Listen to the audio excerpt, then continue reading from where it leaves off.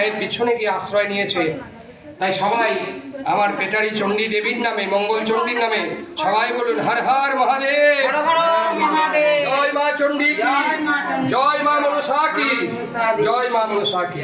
এক অলৌকিক ঘটনার সাক্ষী থাকলো শ্রাবণ মাসের শেষ সোমবার।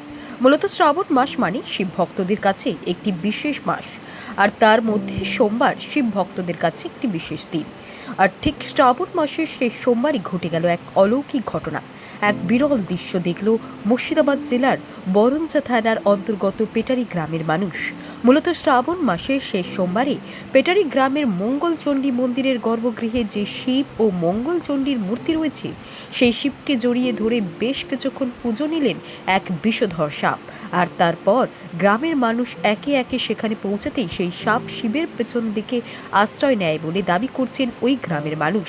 তবে 100 বছরের এই প্রাচীন মঙ্গলচণ্ডী মন্দিরে এই বিরল দৃশ্য দেখতে ভিড় জমিয়েছিল বিভিন্ন এলাকার মানুষ।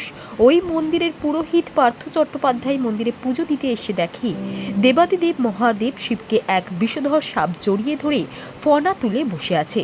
আর সেই খবর জানাজানি হতেই ঘটনাস্থলে একে একে ভিড় জমায় বিভিন্ন এলাকার মানুষ।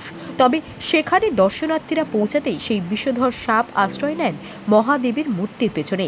তবে এই ঘটনাটি কতটা অলৌকিক বা কতটা যুক্তিযুক্ত সেটা দর্শকদের নিজ নিজ ভাব প্রকাশের উপর নির্ভর করবে। আজকে শ্রাবণের শেষ সোমবার। আমি পার্থ চ্যাটার্জি, শ্রী শ্রী মঙ্গলচণ্ডী মাতার সেবায়িত, আমার গ্রামের সর্বজনীন মন্দির। আজকে একটি অলৌকিক ঘটনা এই মন্দিরের মধ্যে ঘটে যাচ্ছে বা ঘটছে।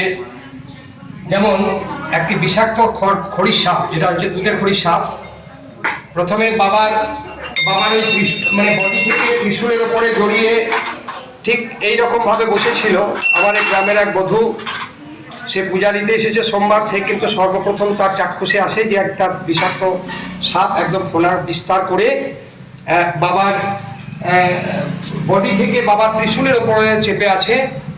তো যাই হোক, আমি এলাম, আমি এত চেষ্টা করলাম যে ঠাকুর পূজা তো করতে হবে তোমার। তা বাবার পিছনে আবার প্রথমে বান গোসাইয়ের কাছে ডান দিকে ঢুকে যাওয়ার পরে আবার পুনরায় বাবার কাছে গিয়ে বাবার পিছনে এবং মায়ের পিছনে গিয়ে আশ্রয় নিয়েছে।